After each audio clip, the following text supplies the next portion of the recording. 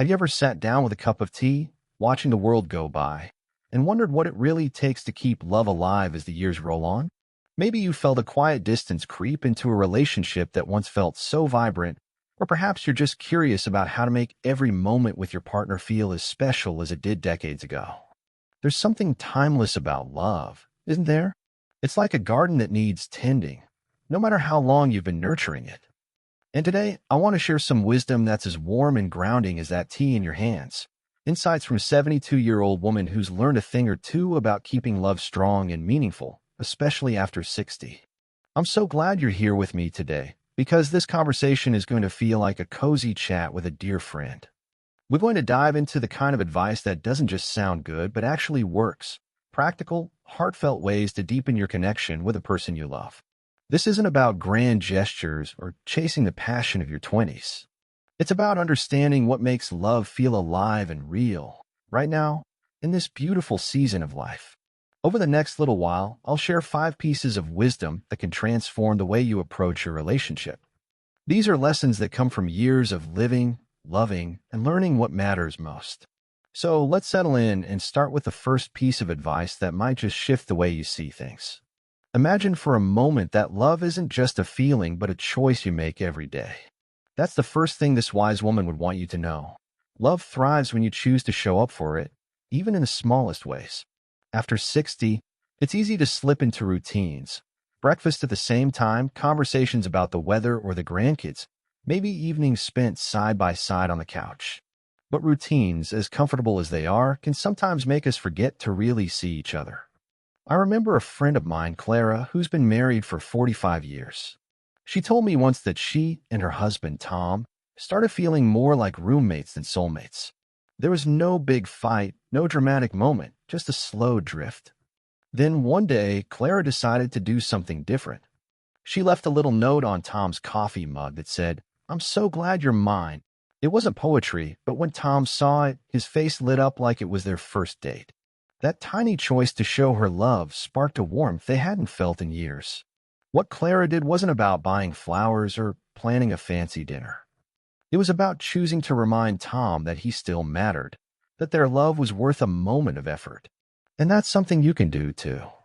Maybe it's slipping your hand into your partner's while you're walking to the mailbox, or pausing to say, "You look nice today," even if they're just wearing their favorite old sweater. These small acts are like drops of water on a plant. They don't seem like much on their own, but over time, they keep love growing. After 60, life has taught us that the little things often mean the most. So ask yourself, what's one small way you could show your partner today that you're choosing them all over again? It could be a smile, a kind word, or even just listening a little longer when they tell you about their day. Now let's build on that idea of choosing love, because the second piece of wisdom is about listening in a way that makes your partner feel truly heard. You know, how sometimes we talk to each other, but don't really connect? Maybe you're nodding along while thinking about tomorrow's errands or what's on TV. This wise woman would say that one of the greatest gifts you can give your partner is your full attention. It's not just about hearing their words, it's about hearing their heart. I think of my neighbor Ed, who's 68 and has been with his wife Ruth forever. Ruth used to feel like Ed never really listened when she talked about her gardening or her worries about their kids. He'd say, but his eyes were on his phone or the newspaper. One day, Ruth just stopped sharing as much, and Ed noticed the silence. He didn't want to lose that connection, so he started something simple. Every evening, they'd sit on their porch, no distractions, and just talk. Ed would ask Ruth how she was feeling, what made her smile that day, or what was weighing on her mind. He didn't try to fix anything. He just listened. At first, it felt a bit awkward for them both, but soon Ruth started opening up again. She'd share stories about her roses or her hopes for their next trip together, and Ed found himself falling in love with her all over again, not because she'd changed, but because he was really seeing her. That's what listening does. It builds a bridge between two hearts. For those of us over 60, we've lived long enough to know life isn't perfect, but giving someone your undivided attention is like saying, "You're still my favorite person to know." So maybe tonight, try putting down the remote or the crossword puzzle and ask your partner something real, like what they've been thinking about lately or what memory makes them laugh. Then listen, really listen, without planning what you'll say next. You might be surprised at how much closer you feel. These two ideas, choosing love every day and listening with your whole heart, are like the roots of a strong relationship.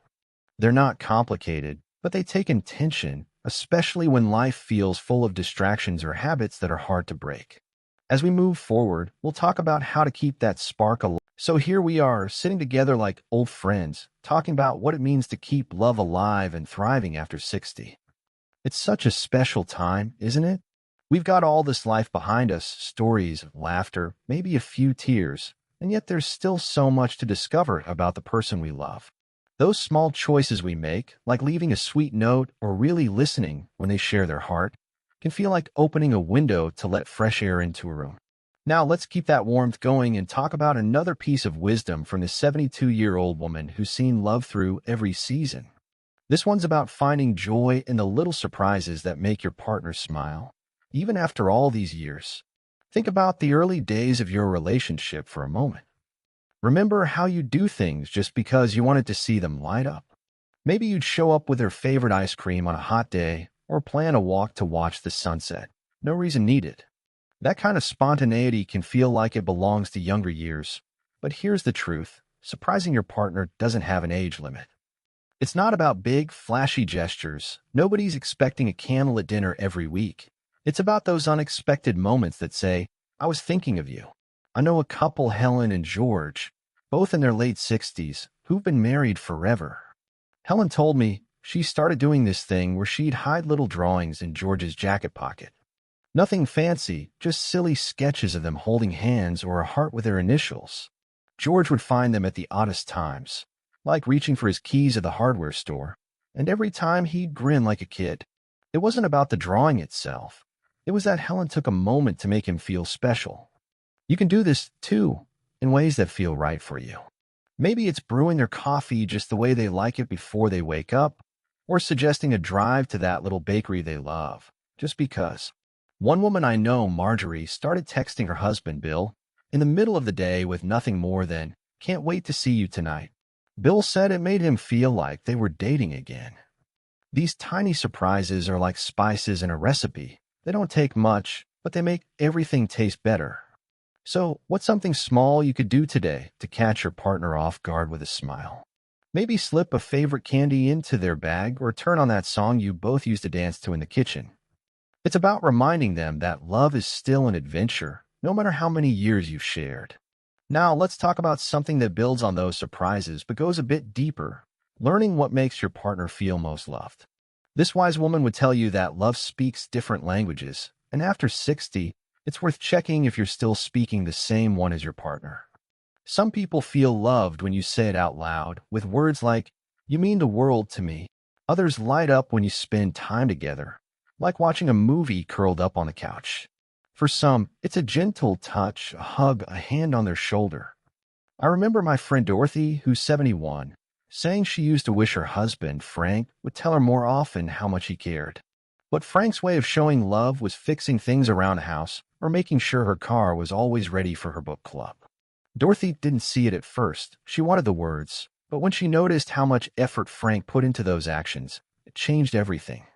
They started talking about what made each other feel valued, and Dorothy began saying thank you for the little fixes, while Frank made a point to tell her she was beautiful now and then. Figuring out your partner's love language doesn't mean changing who you are. It's like tuning a radio to the right station. You find the frequency that makes the music clear. Maybe your partner loves gifts, and a single flower from the garden would mean more than a long talk. Or maybe they cherish time together, and skipping the dishes for a walk would fill their heart.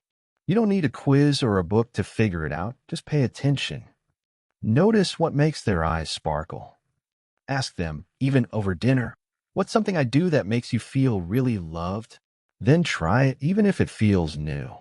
Dorothy and Frank found that mixing their ways, her words, his actions, made their days feel richer.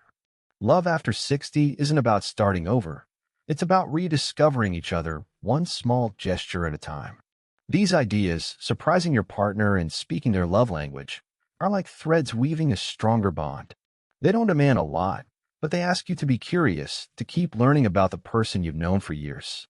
As we go on, we'll explore how to bring all these pieces together, keeping your love not just alive but glowing, like a fire that warms you both through every season. Here we are, cozy and connected, diving deeper into this heartfelt conversation about keeping love vibrant and alive after 60. It's like we're sharing stories over a warm fire, isn't it? We've talked about choosing love every day, really listening to each other, surprising your partner with little moments of joy, and speaking their love language.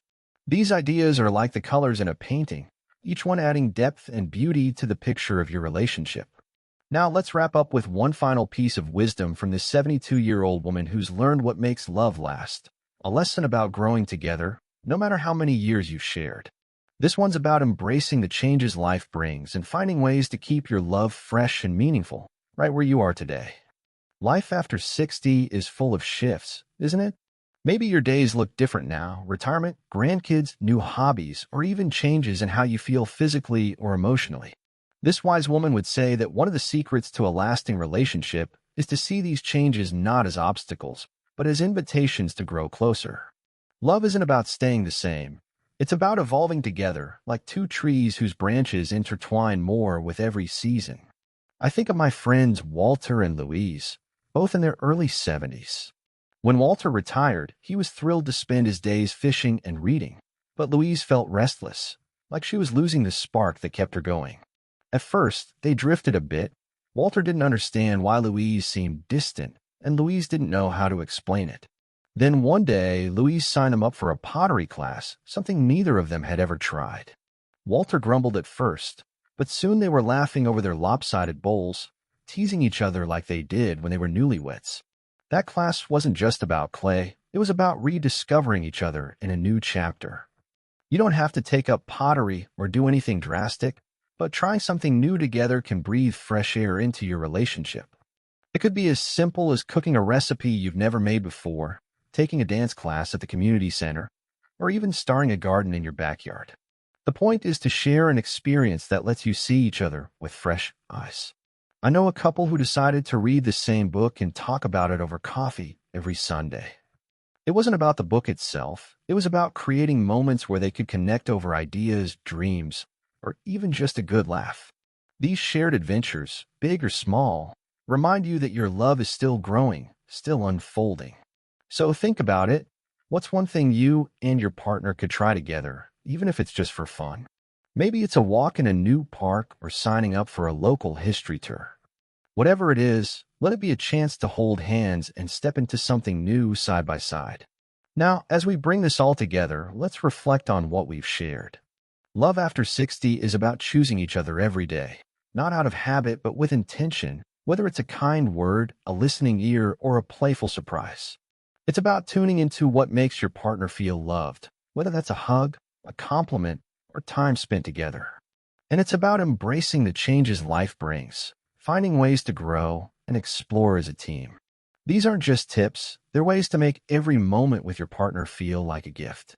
I think back to Walter and Louise, or Clara and Tom, or even Dorothy and Frank. They're not so different from you and me, are they? They're proof that love doesn't fade with time. It deepens when you nurture it with care and curiosity. I hope these ideas have sparked something in you, maybe a little hope or a plan to try something new with a person you love. You don't have to do it all at once. Just pick one small step and see where it takes you. I'd love to hear your thoughts. What's something you do to keep your relationship strong? Or what are you excited to try after watching this? Drop a comment below and let's keep this conversation going. If you found this video helpful, give it a thumbs up. It means so much to help spread this wisdom to others. And if you haven't already, hit that subscribe button and the little bell so you don't miss our next chat. Here's to living your best life, loving deeply, and cherishing every moment with the one who makes your heart smile. Until next time, take care and keep love glowing.